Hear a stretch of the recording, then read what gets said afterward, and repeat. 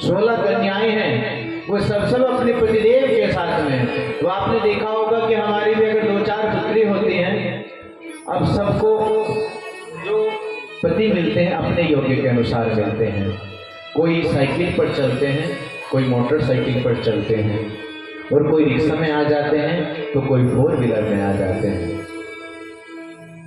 तो वो सब के सब जो बहनें हैं वो एरोप्लेन हेलीकॉप्टर से ऊपर से विमान आ रहे हैं। देखा ये क्या हो रहा है? पता चला कि दक्ष के यहाँ पर कोई बहुत बड़ा यज्ञ हो रहा है, और ये सारी की सारी वहां पर जा रहे हैं। भोलेनाथ को प्रणाम। क्या भोलेनाथ प्रणाम, आपसे एक आज्ञा लेना चाहती हूँ। क्या आज्ञा लेना चाहती हो?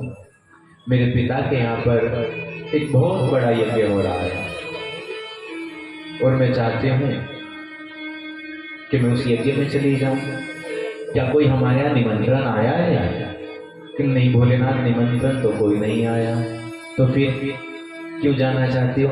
आप ही ने तो कहा है कि पिता के घर और जहां भजन सत्संग हो रहा है, या भाई के घर, बिना निमंत्रण के भी चले जाना चाहिए। भोलेनाथ कहते हैं हाँ, मैंने आपको अवश्य ये बात कही है कि चले जाना चाहिए, परंतु जहां पर कोई द्वेष भावना ना रखता हो। आप जानती हैं आपके पिताजी हमसे कितना द्वेष करते हैं, हमको कभी नहीं बुलाते, तो इसलिए वहां पर हमें नहीं जाना चाहिए। और अगर हम जबरदस्ती चले भी जाते हैं तो कभी कभी क्या होता है, हम सबको इतना अपमान सहन करना पड़ता है, फिर मन ही मन में इस प्रकार का विचार करते हैं कि इससे अच्छा तुम जाते ही नहीं, इससे अच्छा तो हम यहाँ आते ही नहीं, इस प्रकार का विचार करना। अब भोलेनाथ उनको लाख समझाए, लेकिन वो कहाँ समझे। स्त्री हट है ना, नहीं मानती। भोलेनाथ उनको मना रहे हैं, लेकिन वो नहीं मानती। भोलेनाथ मैं तो जाकर ही रहूंगी। देखो मेरी सारी की सारी बहनें जा रही हैं, बड़ी खुशी मिलेगी मुझको कि मैं अगर उनके संग में जाऊंगी, बड़ी खुशी मिलेगी। भोलेनाथ कृपा करें आप हम पर।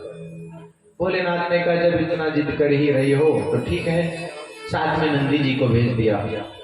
नंदी जी को संग में लेकर सती जी चली गई हैं, और जैसे ही आज गई हैं, दक्ष प्रजापति द्वार पर खड़े हैं, सबका सम्मान कर रहे हैं। पिताजी को प्रणाम किया, और प्रणाम करके देखा वहां पर सारे ऋषिवर बैठे हैं। भृगु, पुलस, अगस्त ऋषि, अन्यथा और जितने भी हमारे ऋषि हैं, सारे के सारे वहां पर बैठे हैं। देखने के बाद में पिताजी आपने यहाँ मेरे स्वामी का आसन नहीं बिछाया, उनको कहीं स्थान नहीं दिया आपने। अब दक्ष प्रजापति तो उनसे बड़ी वैर करते हैं कि तू आ गई है ना, तेरा स्वागत है। अब इधर उधर की बातें मत कर। कि पिताजी आप कैसी बात कर रहे हैं, आपके लिए तो सभी समान होने चाहिए। जब आपने इन सब दामाल के इतने सुंदर सुंदर आसन बिछाए हैं, सबको स्थान दिया है, तो मेरे पति से बैर कैसी। अब दक्ष प्रजापति को क्रोध आ गया कि बस बहुत हो गया, बिल्कुल शांत होकर बैठ जा। मैंने तुझको निमंत्रण नहीं दिया था। अब आप सब जानते हैं, हम कोई भी यज्ञ करें, कोई भी कैसा भी कार्य करें, वो द्वेष भावना से हमको नहीं करना चाहिए। ये भोलेनाथ को नीचे गिराने के लिए तो दक्ष ने इतना बड़ा यज्ञ किया है, और भोलेनाथ तो भोले वाले हैं, उनको इस बात से कोई फर्क नहीं पड़ता। अब सब जानते हैं कि उनके तो ऐसे ऐसे तपस्वी हुए कि भोलेनाथ से कह दिया, भोलेनाथ आप मुझे ऐसा आशीर्वाद दे दो, मैं जिसके सिर पे हाथ रख दूं वही भस्म हो जाए। भोलेनाथ कुछ भी नहीं सोचते, संभालते तो बाद में नारायण हैं। भोलेनाथ ने ऐसा तथास्तु कह देते हैं। अब तो दक्ष प्रजापति ने जब इतना कहा तो सती को क्रोध आ गया। इतना क्रोध सती को आया कि आंखें लाल हो गई, और आंखें इतनी लाल हो गई कि जिस यज्ञ में स्वाहा सामग्री की आरती हो रही थी कि उसी यज्ञ में अपनी देह को समाप्त कर दिया। अब जैसे ही नंदी जी को पता चला तो श्रृंगी भृंगी को सब भेजा भोलेनाथ के पास में, सारा वृत्तांत सुना दिया कि भोलेनाथ आज सती जलकर भस्म हो गई हैं। भोलेनाथ को बड़ा क्रोध आया। भोलेनाथ ने अपनी जटा से एक बाल उखाड़ा और धरती पर दे मारा, तो वहीं से वीरभद्र भगवान प्रकट हुए। बोलो वीरभद्र भगवान की। जैसे वीरभद्र प्रकट हुए तो कहते भोलेनाथ क्या आज्ञा है मेरे लिए, आज्ञा करें आप मुझे। आप कहें तो मैं समेत सारे के सारे पर्वत को बिखेर दूं, आप कहें तो सारे समुद्र के जल को सुखा दूं, और आप कहें तो इस हवा को बांध दूं। क्या आज्ञा है मेरे लिए भोलेनाथ। भोलेनाथ ने कहा जाओ, दक्ष प्रजापति के यहाँ पर यज्ञ हो रहा है, जाकर उसको विध्वंस कर दो। आज वहां पर वीरभद्र भगवान जैसे ही गए, वहां पर जाकर रघु ऋषि की दाढ़ी खींच दी, वहां पर सारा अस्त व्यस्त कर दिया, और जहां पर गोले की आहुति आनी थी वहीं पर दक्ष प्रजापति की सिर पकड़ा और मुंडी को तोड़कर वही स्वाहा कर दिया। अब सारे देवता ऋषिवर सब के सब कांप उठे। अरे ये तो जो यज्ञ की एक परिभाषा जिसमें गोले की आहुति आती है, ये तो अच्छा नहीं हो रहा है। अब सब के सब कहते हैं क्या करना चाहिए, हमें क्या करना चाहिए। ब्रह्मा जी ने कहा अब हमें कुछ नहीं, अब तो जो करेंगे वो भोलेनाथ करेंगे। अब तो हम सबको मिलकर भोलेनाथ के पास जाना चाहिए। आइए हम सब भी भोलेनाथ को प्रणाम करें। बोलो शंकर भगवान की जय। क्योंकि हम सबका जो सहारा है वो कौन है, भोलेनाथ। आइए भोलेनाथ पर हम सब पर कृपा करें। तेरा ही सहारा भोले, तेरा ही सहारा है, तेरा ही सहारा भोले, तेरा ही सहारा है, भोले तेरा ही सहारा है, तेरा ही सहारा भोले, तेरा ही सहारा है। बोलो शंकर भगवान की।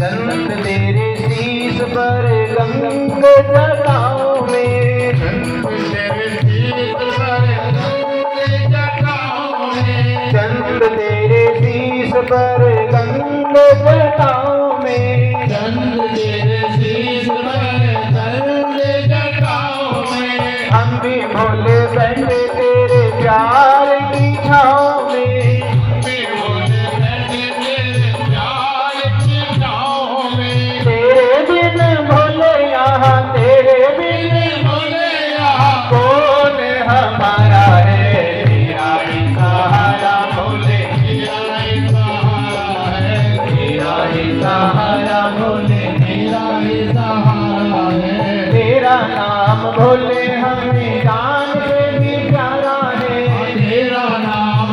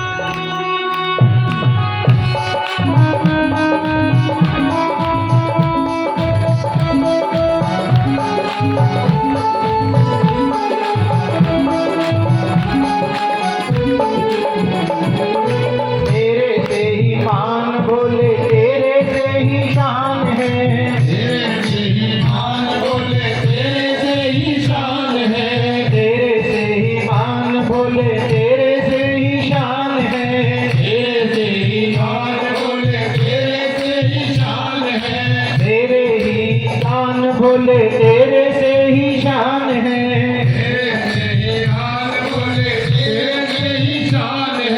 तू ही मेरी नैया का, तू ही मेरी नैया का पालनहारा है, तेरा ही सहारा भोले, तेरा ही सहारा है, तेरा ही सहारा भोले, तेरा ही सहारा है।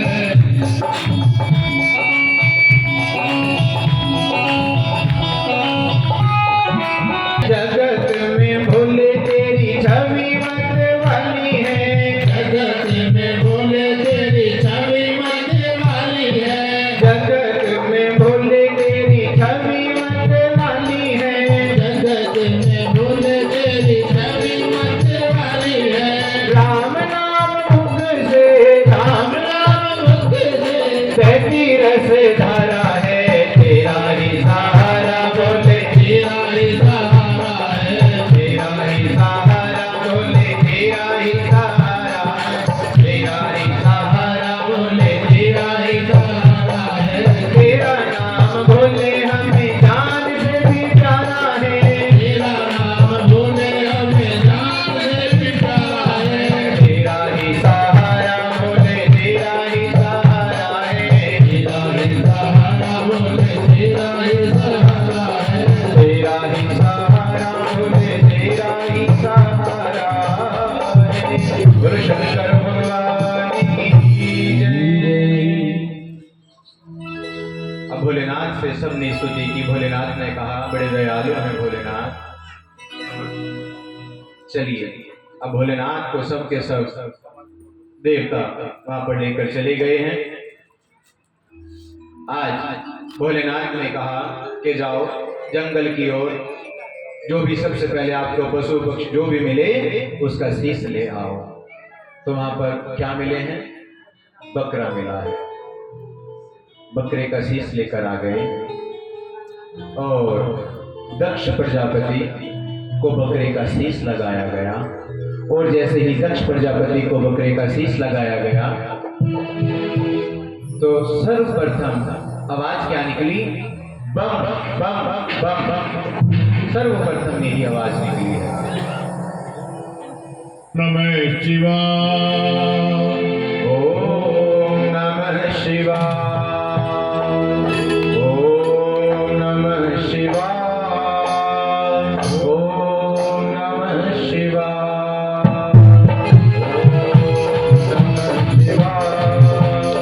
ओम नमः शिवाय। ओम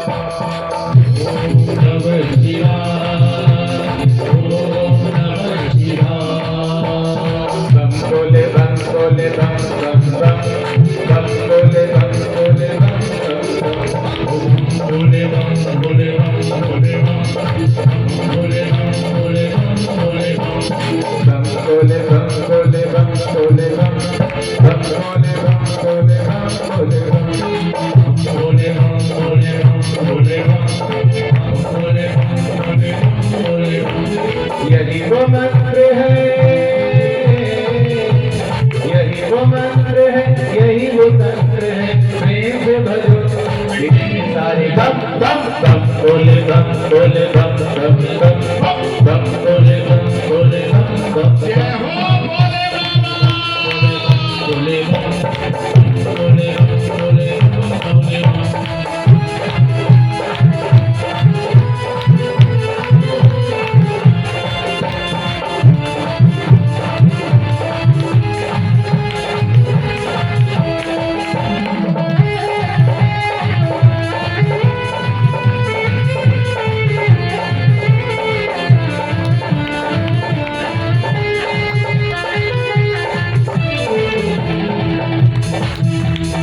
कभी योगी कभी भोगी कभी बाल ब्रह्मचारी। कभी आदि देव महादेव की पुरारी। महादेव की पुरारी, महादेव की पुरारी। कभी शंभु कभी भोले कभी भंडारी। नाम आदि देव नाम जग बलिहारी। भोले जग बलिहारी, भोले जग बलिहारी। देव का नाम लो। ऐसे नहीं बात करने वाली, दोनों हाथों को सीधे करते हुए, और जो पीछे बैठे हैं बालकनी में उनसे बुलाना, शिव का नाम ले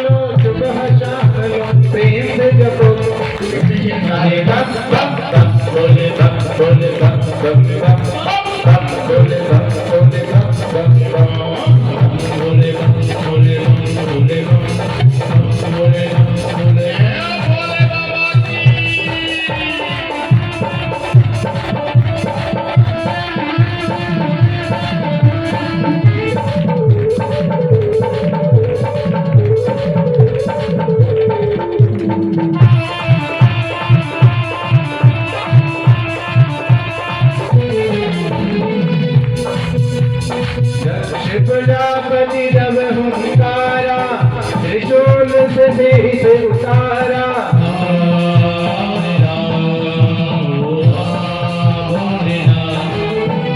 दक्ष प्रजापति जब हंकारा, त्रिशूल से उतारा।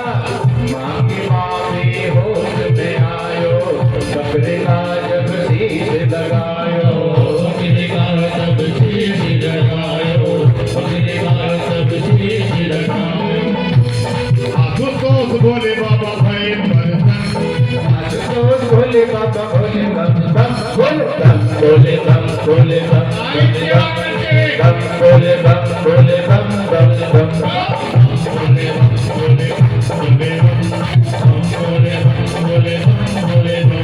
बम बम बोले बम बोले बम बोले बम बम बोले बम बोले बम बोले बम।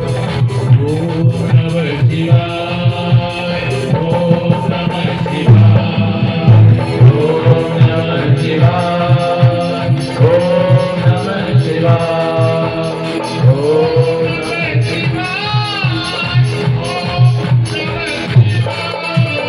बोलो शंकर भगवान की जय, बोलो बांके बिहारी लाल की जय। जय जय श्री राम, जय जय श्री राम, जय श्री राधे श्याम। आप सभी जानते हैं, हम सभी जब भगवान का अभिषेक करते हैं तो जब जल पूर्ण हो जाता है तो हम सब क्या बोलते हैं? बम बम बम बम बम बम नमः पार्वती पते हर हर महादेव। तो भोलेनाथ दक्ष प्रजापति पे बड़े प्रसन्न हो गए। सर्वप्रथम जो शब्द निकला, शीश लगाती बम बम का शब्द निकला है। इसलिए कहा जाता है किसी को कुछ नहीं आता तो वो बम बम बोलकर जल अर्पण कर दे, भोलेनाथ उसको स्वीकार कर लेते हैं। बोले शंकर भगवान की जय। आइए, तीनों पुत्री का तो हमने सुन लिया, आगे उत्तानपाद और प्रियव्रत हुए। उत्तानपाद की दो धर्मपत्नी, एक है सुरुचि और एक है सुनीति। सुरुचि क्या करती है? अपनी मनमानी करती है, और सुनीति क्या करती है? वो बुद्धि से चलती है, बड़ी सोच समझकर अपने कार्य को करती है। हम सब के अंदर भी ये प्रवेश करती है। बोले बांके बिहारी लाल की जय। ये हम सब के अंदर प्रवेश करती है। हम सब क्या करते हैं? कोई मंगल कार्य हो रहा है, एक मन कहता है क्या सर्दी बहुत है, माइक बड़े अच्छे लगाए हमारे संजय भैया ने, साउंड बड़ी फैली हुई है, तो घर में बैठकर ही कथा को श्रवण कर लेंगे। और एक मन क्या कहता है हमारा, जो हमारी बुद्धि है वो कहती है नहीं नहीं, जो पंडाल में बैठकर आनंद आएगा कथा श्रवण करने का, हम श्रोता बनकर कथा को श्रवण करेंगे, उसमें एक अलग ही आनंद आएगा। तो उत्तानपाद की दो विवाह हुए हैं, दो पत्नी हैं, एक सुरुचि और एक सुनीति।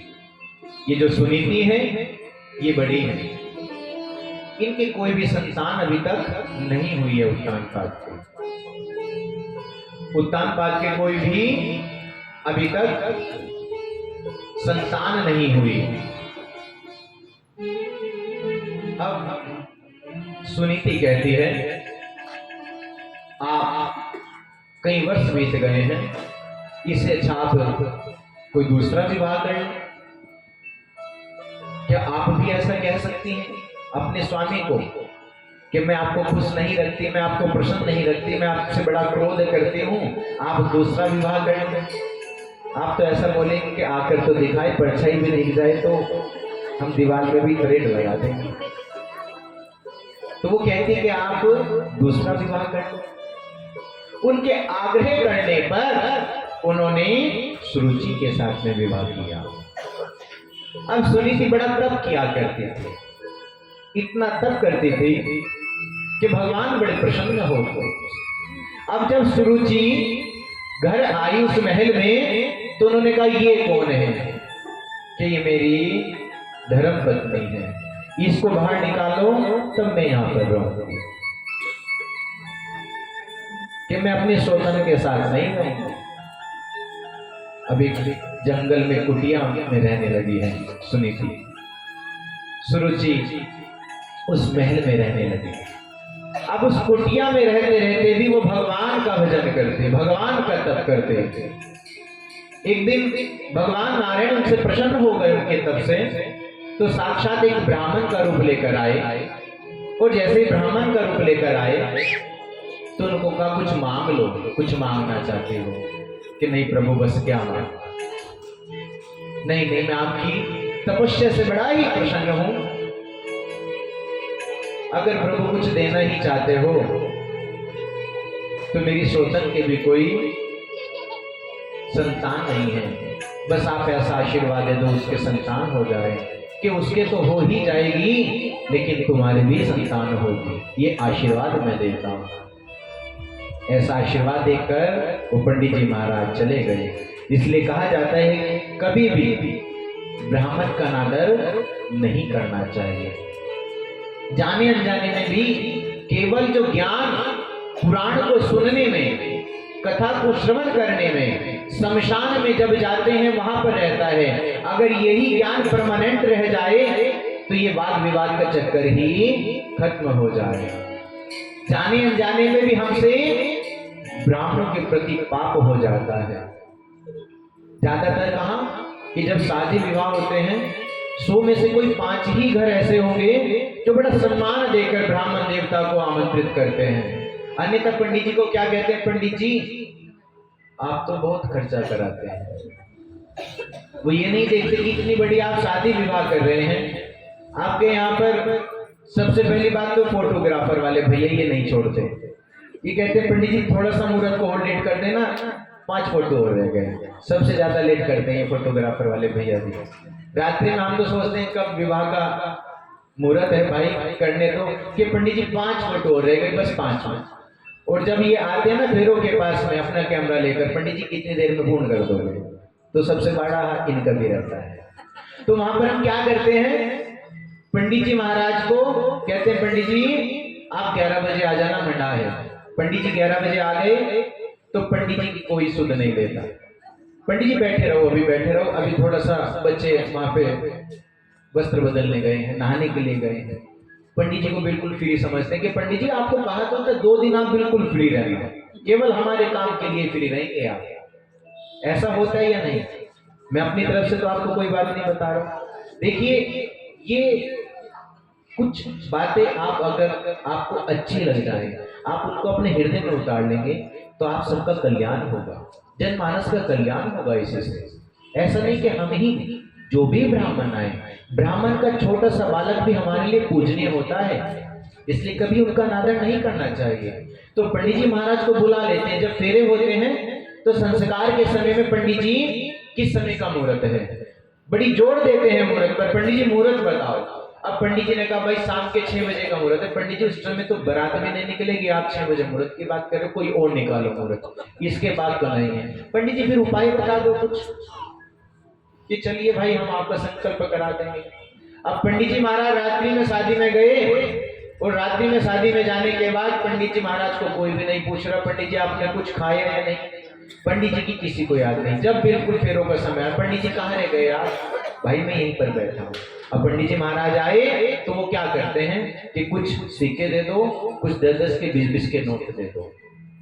जब हमने वहां पर बैंड बाजे के सामने इतना आनंद लिया कि वहां तो हमने 100-100 के नोट ऐसे उड़ा दिए। लेकिन जब पंडित जी की बारी आई, पंडित जी थोड़ा हल्का हाथ रखो। अरे पंडित जी को आप ही ने तो बुलाया, कहीं पंडित जी अपने आप चल कर आए हैं, किसी और को देख लेते। क्या पंडित जी के बिना आपकी शादी हो सकती है? शादी बैंड बाजे के बिना हो सकती है, ये उपश्रृंगार जितना सजावट में पैसा लगाते हैं उसके बिना भी हो सकती है, फोटोग्राफर वाले भैया के बिना भी हो सकती है, लेकिन पंडित जी के बिना शादी नहीं हो सकती। जो ब्राह्मण देवता इतने सुंदर सुंदर वेद मंत्रों का उच्चारण करें और आप उन्हीं का सम्मान नहीं करते तो धिक्कार है ऐसी शादी को। ऐसा हमको बिल्कुल भी नहीं करना चाहिए। सर्वप्रथम जो पूजनीय वो ब्राह्मण है, वो साक्षात हमारे बच्चों को ऐसे बंधन में बांधेंगे। संस्कार 16 संस्कार में एक संस्कार ये विवाह संस्कार भी आता है और इस संस्कार को कोई भी अहमियत नहीं देते। धीरे धीरे बिल्कुल ये पद्धति छटती जा रही है। ऐसा हम सबको नहीं करना चाहिए। अब जो बच्चे युवा हो रहे हैं उनके माता पिता विशेष इस बात पर ध्यान दें कि हम और कार्य कराएं ना कराएं, लेकिन पूजा पाठ का कार्य बड़ी आनंदमय हम सबको कराना चाहिए।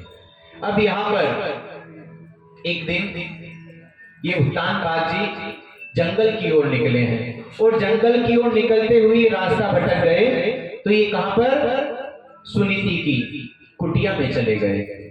वहीं पर हमारे गुरु जी महाराज का प्राकट्य होगा। अब रात्रि में उन्होंने वहां पे विश्राम किया, फिर अपने महल की ओर आ गए और वहां पर भी जो दूसरी पत्नी है सुरुचि, उनके यहाँ उत्तम नाम का पुत्र।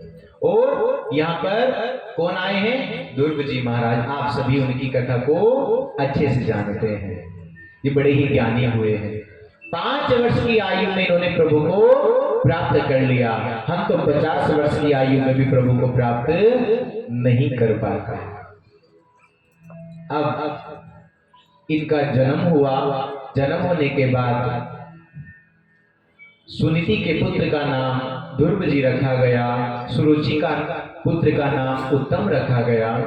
अब उत्तम जी तो राजमहल में रहने वाले, बड़े मान सम्मान वैभव से रहने वाले, और जो ये सुनीति के पुत्र हैं दुर्ग जी महाराज, जब हम अपने बच्चों को विद्या अध्ययन कराते हैं तो वहां पर सन ऑफ पिताजी का नाम भी लिखवाया जाता है। अब वहां पर उन्होंने क्या किया? सुनीति का बेटा लिखवा दिया। अब दुर्ग जी महाराज जब भी स्कूल में जाते तो अटेंडेंस लगती, सब अपने अपने पिता के नाम, लेकिन वो कहते कि हम एक दिन घर आए माता, सबके पिताजी का नाम बोला जाता है, जब मेरे नाम की बारी आती है तो आपका नाम बोला जाता है, इसके सुनीति का पुत्र। कि हाँ जी आ गए गुरुजी हम भी। क्या मेरे पिता नहीं हैं? अरे नहीं नहीं बालक, ऐसी बात नहीं है, आपके पिता हैं। कहाँ रहते हैं मेरे पिता? मैंने कभी नहीं देखा, कभी मुझे दर्शन तो कराओ। अच्छा ठीक है, मैं लेके चलती हूँ। आज सुनीति राजमहल की ओर लेकर चली है कि देखो जो सिंहासन पर बैठे हैं वो तुम्हारे पिता हैं। आज तो दुर्ग जी महाराज गदगद हो गए कि मैंने अपने पिता के दर्शन किए। दौड़े दौड़े जैसे ही आज पहुंचे हैं, उत्तम जी जानते हैं, उत्तानपाद ये जानते हैं कि ये मेरा पुत्र है, तो उसको गोद में उठा लिया और बिठा लिया अपने गोद में। तो सुरुचि की दासी देख रही थी, अरे ये तो इनके सोतन के बालक को इन्होंने अपनी गोद में बिठा लिया, आज गोद में बिठाए कल को महल में भी बिठा लेंगे। तो जैसे ही जाकर बताया तो वहां पर सुरुचि आई। सुरुचि ने देखा अरे ये गोद में बैठा है, तो उसको गोद से उठाया और साइड में खड़ा कर दिया। बालक रोता हुआ, ये आप क्यों ऐसा करिए, मेरे पिता हैं। कि हाँ हाँ मैं जानती हूं ये तेरे पिता हैं, लेकिन तू मेरा पुत्र नहीं है, तूने मेरी कोख से जन्म नहीं लिया है। जा पहले ईश्वर का ध्यान कर, ईश्वर से प्रार्थना कर कि मैं अगले जन्म में मेरी मां ये बने, तब जाकर तुझको ये सिंहासन मिलेगा। अब रुदन करते करते राजमहल से बाहर आ गए। बाहर आकर कुटिया की ओर चले जहां उनका घर है, वहां जाकर सारा वृतांत अपनी माता को सुना दिया। सुनीति मां को सारा वृतांत सुनाया, मैया ईश्वर कहां मिलेंगे? कि क्या बात है पुत्र, ईश्वर कहां नहीं है, कैसी बात करता है तू? नहीं नहीं माता आप मुझे बताओ ईश्वर कहां मिलेंगे? ईश्वर तो हम सबके हृदय में रहते हैं, मुझे उन्हें प्राप्त करना है, मुझे उनके दर्शन करने हैं। ईश्वर तो सभी जगह रहते हैं, और जाओ तब कर लो, तब करने से परमात्मा सबको प्राप्त हो जाते हैं। लेकिन बालक अभी तुम छोटे हो, अभी कुछ बड़े हो जाओ, अभी तुम्हारी तब करने की उम्र नहीं। नहीं मानना, मैं तो अभी करने के लिए जाऊंगा। अच्छा ठीक है, अगर जा रहे हो, तुम्हें जाते जाते अगर कोई संत महात्मा मिल जाए तो उनको प्रणाम करना, बड़ों को प्रणाम करके तब अपने मार्ग को चलना। हम सबका भी यही नियम है कि प्रातःकालीन अपने माता पिता को प्रणाम करके तब विद्या अध्ययन करने के लिए हम विद्यालय जाएं। लेकिन अभी ये बिल्कुल पद्धति समाप्त हो गई है। हमने अपने बच्चों को क्या सिखाया है कि सुबह उठते हैं तो हमने क्या करना चाहिए? सुबह उठते कराग्रे वस्ते लक्ष्मी कर्म दे सरस्वती कर मूले गोविंद प्रभाते कर दर्शनम। लेकिन अब ये नहीं, गुड मॉर्निंग हम अपने बालकों को सिखाते हैं। क्या कुछ इसका अर्थ है? जब बालक जाते हैं तो बालक को कहते हैं बच्चे गुड मॉर्निंग। आपको सिखाना चाहिए, क्योंकि जब बालक होता है ना तो मोम की तरह होता है। मोम को आप जैसे भी घुमाएंगे इसी प्रकार से घूम जाएगा, लेकिन हम सिखाते नहीं हैं। बाद में उसी बच्चे को अपमान लगता है कि माँ बाप के चरण छूना, वो फिर किसी के भी नहीं छूता है चरण। इसलिए ज्ञान हमें बचपन से लेना चाहिए। तो माँ उनको यही ज्ञान दे रही है कि कोई भी संत महात्मा कोई भी आपको मिल जाए उनको प्रणाम करना। तो आज ध्रुव जी महाराज जंगल की ओर निकल पड़े हैं, और जैसे ही जंगल की ओर निकले नारद जी वहां से घूमते घूमते आ रहे थे। देखा, अरे बालक कहाँ जा रहे हो? मैं प्रभु को प्राप्त करने के लिए जा रहा हूँ। ये प्रभु को प्राप्त करने जा रहे हो? प्रभु मिले ना मिले, यहाँ पर बब्बर शेर बहुत रहते हैं, खा जाएंगे तुमको। कि मुझे कोई फर्क नहीं पड़ता। अच्छा, बड़ा नेता बालक है, ऐसे तो ये नहीं मानेगा। तो क्या करने जा रहे हो? मैं तो तब करने के लिए कि मुझे गुरु प्राप्त हो जाए, कि गुरु प्राप्त हो जाए, भगवान प्राप्त हो जाए। तो क्या कोई गुरु मंत्र मिला है तुमको? मुझको तो कोई गुरु मंत्र नहीं मिला। अच्छा, फिर कैसे प्राप्त करोगे? आप हो तो मेरे सामने, आप ही मुझे गुरु मंत्र दे दो, मैं तो आप ही को अपना गुरु मानता हूँ। मेरी माता ने यही कहा था, कोई भी संत मिल जाए उनको प्रणाम करना। तो आज नारद जी ने उनको गुरु मंत्र दिया। आइए द्वादक्षर मंत्र हम सब मिलकर जपें। ओम नमो भगवते वासुदेवाय। ओम नमो भगवते वासुदेवाय। ओम नमो भगवते वासुदेवाय। ओम नमो भगवते वासुदेवाय।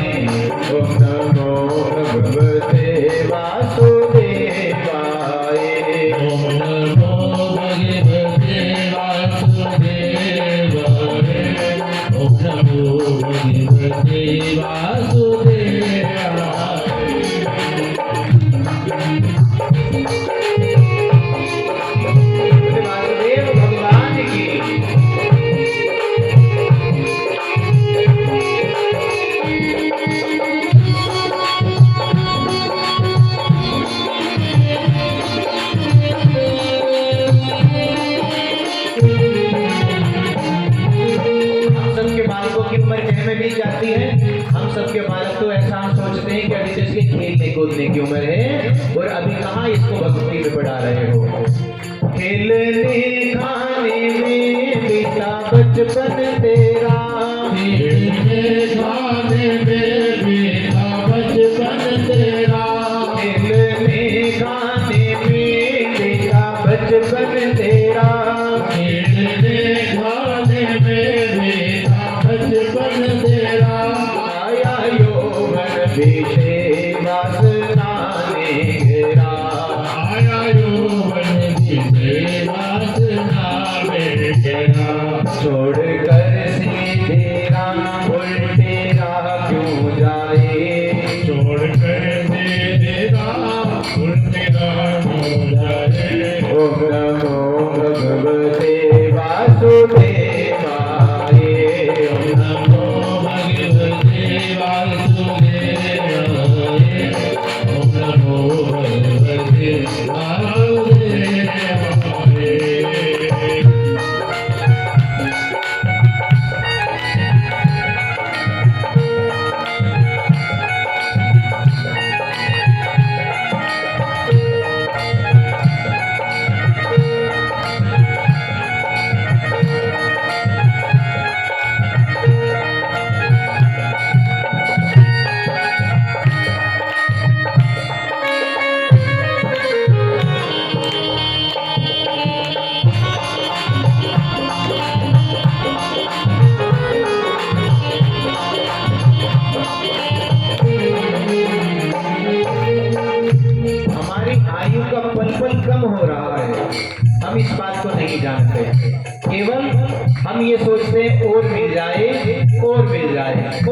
रहता है, केवल हमारे जीवन में और ही और रहता है। हम ये नहीं देखते कि हमारा जीवन धीरे धीरे कम हो रहा है। घटी आयु मगर वासना न घटी, घटी आयु मगर कामना न घटी, घटी आयु मगर कामना न घटी, घटी आयु मगर कामना न घटी, झूठी आशाओं में सारी जिंदगी कटी, झूठी आशाओं में सारी जिंदगी घटी, पल पल तेरी आयु यूं घटती जाए, पल पल तेरी आयु घटती जाए। ओम नमो भगवते वासुदेवाय, ओम नमो भगवते वासुदेवाय, ओम नमो भगवते वासुदेवाय।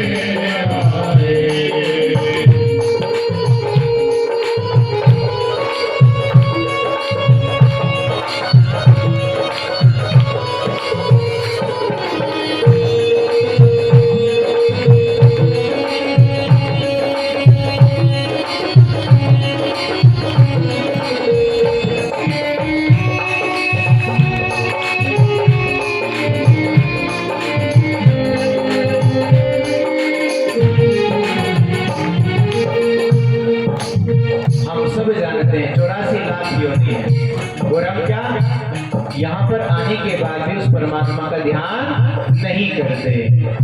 आके जाता रहा, जाके आता रहा, आगे जाता रहा, जाके आता रहा, आके जाता रहा, जाके आता रहा, आगे जाता रहा, जाके आता रहा, यूं ही चक्कर 84 के खाता रहा, यूं ही चक्कर 84 के खाता रहा। क्या तू संग लेके आया, क्या लेके जाए, संग में आया, क्या तुम में जाए। ओम नमो भगवते वासुदेवाय, नमो भगवते वासुदेवाय, ओम नमो भगवते वासुदेवाय।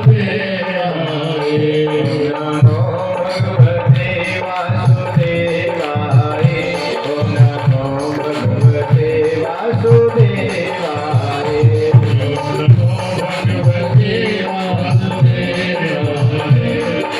नमो भगवते वासुदेवाय। वासुदेवा। बोले वासुदेव भगवान की जय। हम सभी कभी ये विचार करते हैं कि हम क्या लेकर आए थे। कुछ लेकर आए थे आप, तो काहे का मेरा तेरा करते हो, काहे की इस चक्कर में पड़े हो। जो होना है सो होकर रहेगा, वो टल नहीं सकता। लेकिन इस बात को हम नहीं जानते। हम तो ऐसा सोचते हैं कि ये मेरे पिताजी ने दिया है, ये मेरा है, ये मैंने अपनी मेहनत से कमाया है। खाली हाथ आते हैं और मुट्ठी बंद होती है जब आप लेकर आते हैं। उस बंद मुट्ठी में क्या होता है? भगवान का साक्षात विश्वास होता है। और जब जाते हैं ना, क्योंकि विश्वास तो हमारा जैसे जैसे हम बड़े होते हैं कम होता चला जाता है, फिर तो मैं ही मैं रह जाता हूँ। और फिर अंत में जब जाते हैं तो खाली हाथ रह जाते हैं, कुछ भी संग में लेकर नहीं जाते। और जो ये परिवार वाले बड़ा मोह दिखाते हैं ना कि मैं इसके बिना नहीं खाता, मैं इसके बिना नहीं पीता, इसके बिना काम नहीं चलेगा। हम सब भी यही सोचते हैं कि पंडित जी की कथा में थोड़ा और समय से आएंगे, लेट आएंगे। क्यों? पंडित जी दुकान पे मेरे बिना ये काम नहीं होता, मैं घर नहीं रहूंगी तो मेरे बालक भूखे रहेंगे। जिसको भूख लगेगी वो तो अपने आप जाकर खाएगा। आप क्यों टेंशन लेते हो? ये तो आपका परम सौभाग्य है कि हर वर्ष आपको श्रीमद् भागवत सप्ताह श्रवण करने का अवसर प्राप्त हो जाता है। के बिहारी लाल की जय। तो ध्रुव जी महाराज को बड़ा सुंदर गुरु मंत्र मिला है। अब गुरु मंत्र मिल गया, अब वो ध्यान में आनंदमय होकर भगवान का जप करते। ओम नमो भगवते वासुदेवाय, ओम नमो भगवते वासुदेवाय। 3 दिन में केवल एक समय वो फलाहार करते, फल तोड़कर खा लेते। वहां पर कुट्टू की पकौड़ी नहीं मिलती। हम एक वर्त रहते हैं, सोचते हैं कुट्टू की पकौड़ी बना लें, पनीर की पकौड़ी बना लें, साबूदाने की भी टिक्की भी हो जानी चाहिए, और साथ में बढ़िया सी दही भी रख लेना, फलाहार में कुछ फलों की चाट भी बना लेना।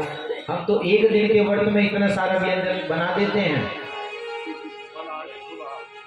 फुलहार, कि हम फुल हो जाएं, ऐसा आहार हो जाना चाहिए। लेकिन वहां पर उन्होंने क्या किया कि 3 दिन में केवल 3 दिन तक भजन करते, और जब संध्या का समय पूर्ण हो जाता तो फल को तोड़कर खा लेते। 3 दिन ऐसे करते करते पूरा 1 महीना बीता। जब दूसरा महीना आया तो उन्होंने 3 दिन नहीं, अब 6 दिन में केवल देखा कि फल को तोड़ने में बड़ी समस्या आती है, ऊंचे ऊंचे लगे रहते हैं फल, तो उन्होंने पत्ते ही खाने शुरू कर दिए। 6 दिन में केवल पत्ते खाकर देखा पत्तों को उठाने में भी बड़ा समय लगता है, और मेरी पूजा में व्यवधान पड़ रहा है। अब उन्होंने तीसरे महीने क्या किया, केवल जल पीकर 9 दिन में केवल थोड़ा सा जल पीते और भगवान का भजन करते। ऐसे करते करते जब 5वां महीना आया तब उन्होंने देखा कि जल पीकर भी बड़ा समय व्यर्थ हो जाता है मेरा, और हम तो ये 2-3 घंटे भी बड़ी मुश्किल से निकाल पाते हैं।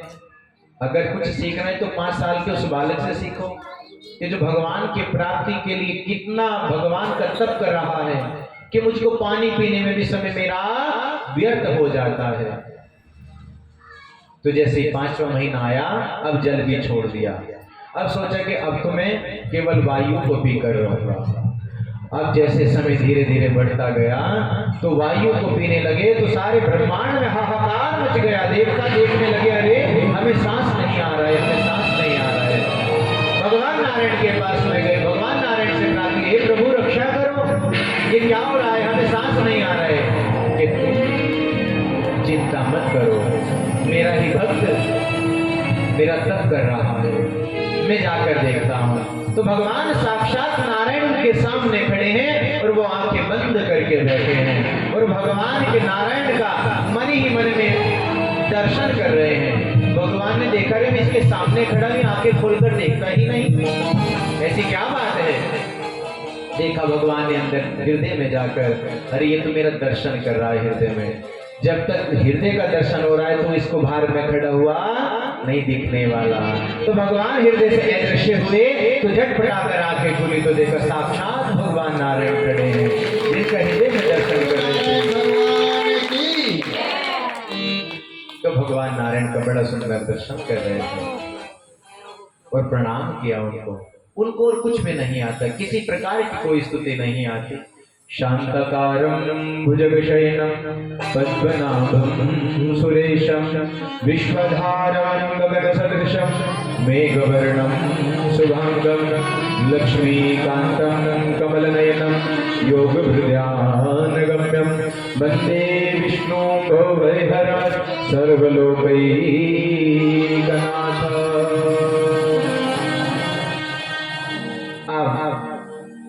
भगवान को प्रणाम किया, और भगवान को प्रणाम करके भगवान आनंद में उस बालक को निहार रहे कि कितना सुंदर बालक है, इतनी छोटी सी उम्र में ये मुझको प्राप्त कर लिया।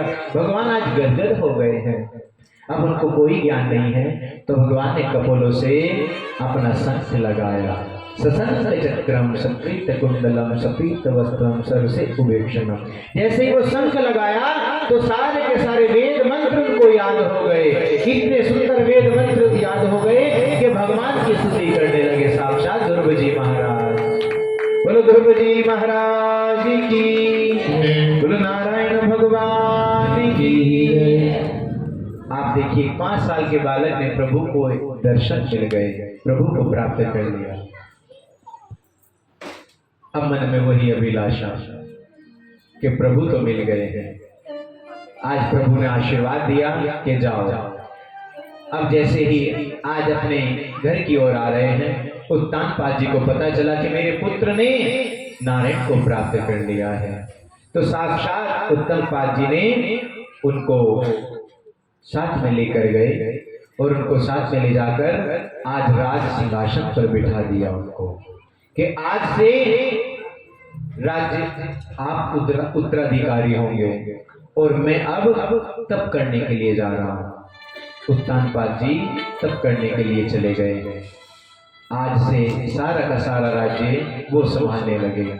अब उनके भाई एक है कौन, उत्तम जी, वो बड़े ही उद्दंडी हैं। कहते हैं ना, कभी कभी हम सबको अपने बालकों का विशेष ध्यान देना चाहिए। अगर हमारे पे धन ज्यादा आ जाए तो हम ऐसा ना करें कि धन की कोई कमी नहीं तो गुरुजी को अपने घर ही बुला लो कि गुरुजी इसको तो आप यहीं पढ़ा दिया करें।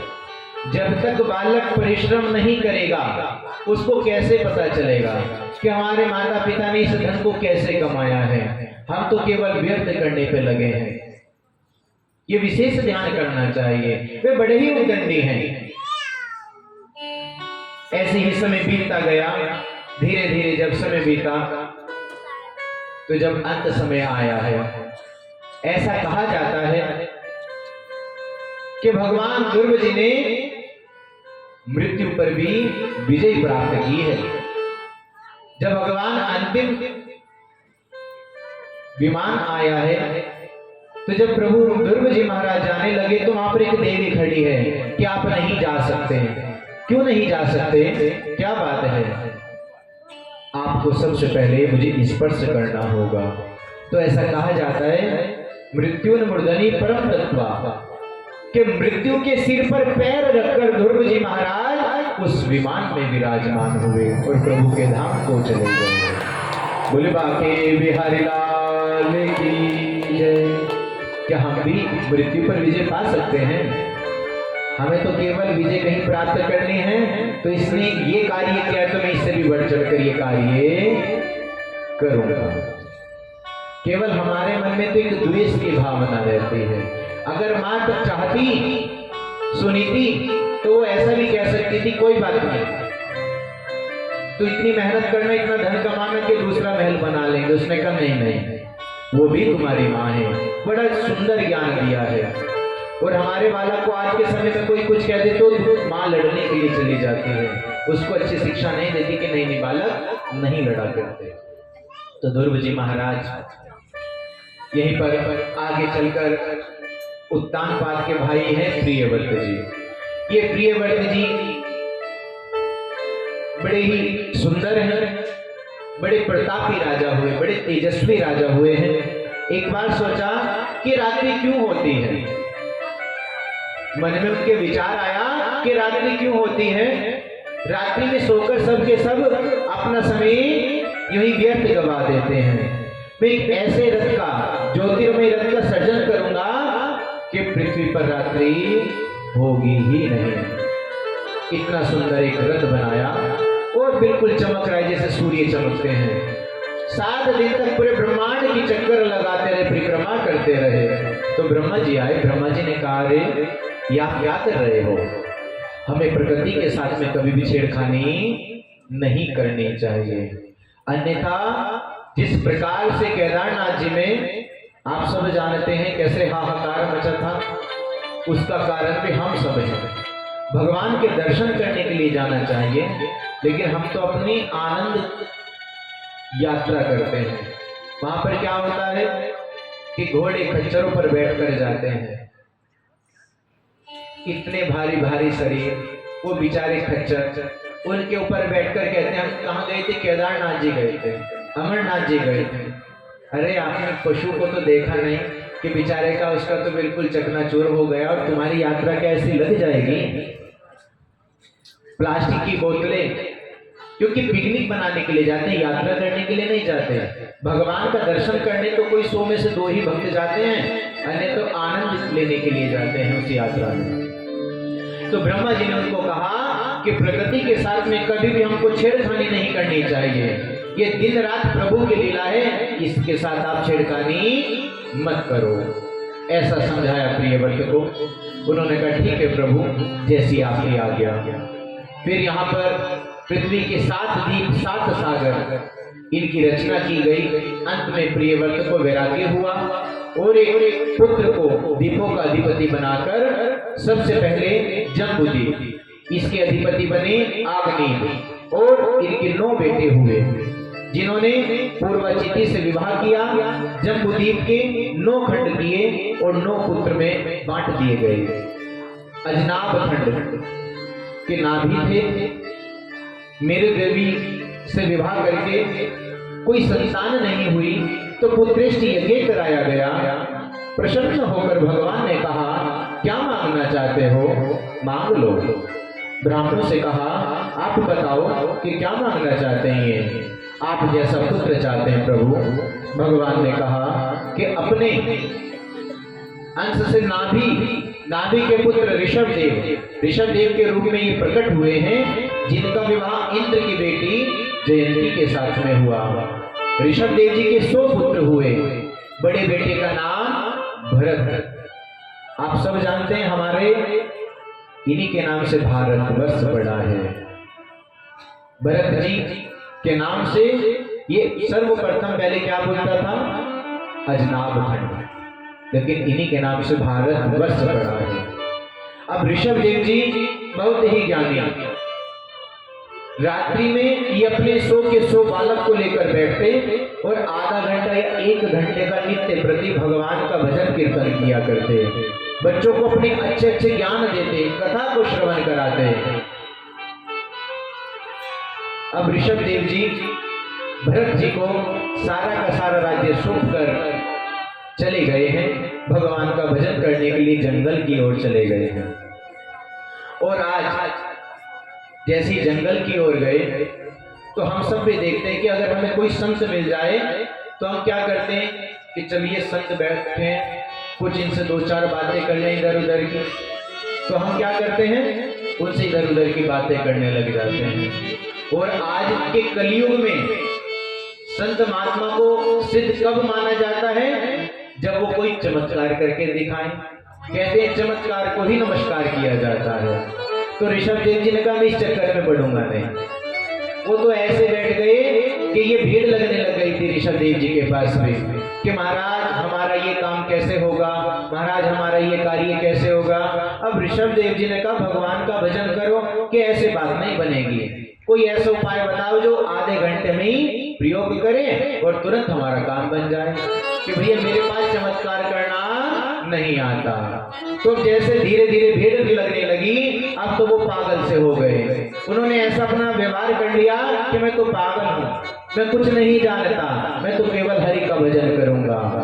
चाह गई चिंता नसी मनवा बेपरवाह, जिसको कुछ ना चाहिए सो ही शहंशाह। हम तो पाने के बाद अपने आप को शहंशाह मानते हैं, लेकिन जिसको कुछ नहीं चाहिए वो सबसे बड़ा शहंशाह है। तो ऐसे यहाँ पर ऋषभदेव जी महाराज, अब ऋषभदेव जी महाराज ने हम जैसे अपने पुत्रों को ज्ञान देते हैं उसी पद्धति पर, उसी पद पर आगे चलते हैं। तो उसी पद पर आगे भरत जी महाराज चले हैं। भरत जी भी ये बहुत ही बड़े दानवीर और बड़े ही श्रद्धालु हैं। अब जब समय आया तो भरत जी ने सोचा कितना समय बीत गया है, अब मैं भी वैराग्य को प्राप्त हो जाऊं, मैं भी भगवान का भजन करने के लिए चलूं। अब भरत जी महाराज आप सब जानते हैं कहां पर भरत जी महाराज ने तप किया है, गंडकी नदी नेपाल में आती है, जहां पर साक्षात वहां से भगवान शालिग्राम जी प्रकट होते हैं। सारे ग्राम भगवान का प्राकट्य वहीं से हुआ है। अब भरत जी महाराज वहां पर बैठकर तप करते, नाभि तक जल गंगा जी में खड़े होकर गायत्री मंत्र का, ब्रह्म गायत्री मंत्र का जप करते। 24 घंटे में 20 घंटे वो हरि का भजन करते, हरि की आराधना करते। अब एक दिन देखा कि बहुत सारा एक झुंड आ रहा है हिरणियों का, सबके सब उसमें जल पीने के लिए आई। तो जैसे ही जल पीने के लिए सभी हिरण वहां पर आए तो उन्होंने देखा कि जल पी रहे हैं। दूर से एक शेर की आवाज निकली, इतनी जोर से शेर की आवाज आई तो सबके सब डर गए। तो सबके सब हिरणी भागने लगे, हिरणी भागने लगी। तो एक हिरणी गर्भवती थी। जैसे ही उसने भी उस नदी को पार करने के लिए सोचा तो वो गर्भवती थी, उसका गर्भ वहीं पर गिर गया। ऋषभ यहाँ पे भरत जी महाराज सब देख रहे थे। तो हिरणी तो चली गई, लेकिन देखा ये बालक डूब रहा है मेरे सामने, ये तो जीव हत्या हो जाएगी। तो उसको गोद में उठा लिया, गोद में उठाकर अपनी कुटिया में ले आए। और जैसे अपनी कुटिया में लेकर आए तब उस नन्हे से बालक को अपने वस्त्रों से पोंछना शुरू कर दिया। वस्त्रों से पोंछते पोंछते अब दूध उसको पिलाया। कैसे कि जैसे हम भी पहले क्या, एक कटोरी में दूध लिया और रुई के पोए से एक एक बूंद उसको दूध पिलाई जा रहे हैं, दूध पिला रहे हैं उसको। अब जो भगवान का भजन करने में उनका समय व्यतीत होता था, अब वही भजन कम होता गया, वही भजन कम होता गया। उस बालक के साथ में उनका मोह जुड़ गया, इतना मोह जुड़ गया कि जब भी महाराज जी, भरत जी महाराज तप करने के लिए बैठते, तभी वहां पर क्या, वो बालक कभी उनके सिर पर चढ़ जाता, कभी इधर से इधर बैठ जाता और कभी इधर से इधर बैठ जाता। इस प्रकार से वो बालक उनको संध्या वंदन करने नहीं देता। अब भरत जी महाराज तो फिर भी आनंद में उस बालक को बड़े आनंदमय रखते हैं कि बस इस बालक को कुछ होना नहीं चाहिए। जिस मोह को छोड़कर आए और उसी मोह में यहाँ पर आकर वो पड़ गए। अब एक समय आया कि जब वो संत महात्मा जी, भरत जी महाराज जैसे ही भगवान की भक्ति कर रहे थे, भगवान का तप कर रहे थे, तो हिरणी का झुंड आया, वो बालक भी और हिरणी के झुंड में चला गया। उन सब के साथ में, अरे ये सब तो मेरे जैसे दिखते हैं, बहुत बहुत स्वागत है हमारे बड़े भैया का। तो उन्होंने देखा कि यहाँ पर तो ये सब के सब मेरे परिवार के दिखते, मैं क्यों ना इनके साथ में चला जाऊं। वो हिरणी का बच्चा उन्हीं के साथ में चला गया। अब भरत जी महाराज का अंत समय आया। भरत जी महाराज के जब अंत समय आया तो कहते क्या है, अंतमति सुगति। जैसी अंत में हमारी मति होती है, वही रूप हमको अगले जन्म में प्राप्त होता है। तो अगला जन्म भरत जी को हिरणी का प्राप्त हुआ। अब भरत जी बड़े ही ज्ञानवान हैं, उन्हें अपने पूर्व जन्म का सारा वृतांत याद है कि हाँ क्या हुआ था मेरे साथ, मैंने हिरणी के बच्चे से मोह किया था, इसलिए आज मुझे हिरणी बनना पड़ा है। अब वो उस झुंड में नहीं रहते, वो तो अकेले खड़े रहते हैं। जहाँ पर हरी घास होती, हरी घास को नहीं, वो तो केवल सूखी घास पर खड़े रहते हैं कि मैं किसी तरीके से हरि का भजन कर सकूं। वो तो वहीं बैठकर हरि का भजन करते हैं। फिर अंत समय आया, हिरणी भी प्राण त्याग हो गए। अब जो तीसरा जन्म हुआ है उनका, तीसरा जन्म हुआ एक ब्राह्मण के घर। एक ब्राह्मण के घर उनका जन्म हुआ और उन ब्राह्मण की 2 धर्मपत्नी हैं। एक के यहाँ पर एक पुत्र एक पुत्री और एक यहाँ ये 2 संतान जुड़वा प्राप्त हुई उनको। तो जैसे पंडित जी महाराज ने सोचा कि मैं इनको भी अपने जैसा बनाऊंगा, क्योंकि डॉक्टर डॉक्टर बनाना चाहता है, वकील वकील बनाना चाहते हैं, लेकिन आज के समय में पंडित जी बनाना अपने बच्चे को नहीं चाहते। तो उन्होंने, पंडित जी ने सोचा मैं इनको बहुत अच्छा पंडित जी बनाऊंगा। धीरे धीरे नामकरण संस्कार हुआ तो भरत रख दिया गया। फिर उनको गुरु मंत्र दिया कान में, गायत्री मंत्र दे दिया गया कान में। और जैसे ही गायत्री मंत्र उनको कान में दिया गया, अब उनको कहा कि आप इसका रोज जप करना है। अब भरत जी महाराज ने देखा कि आज तो इन्होंने मेरे को कानों में क्या दिया है, गुरु मंत्र दिया है।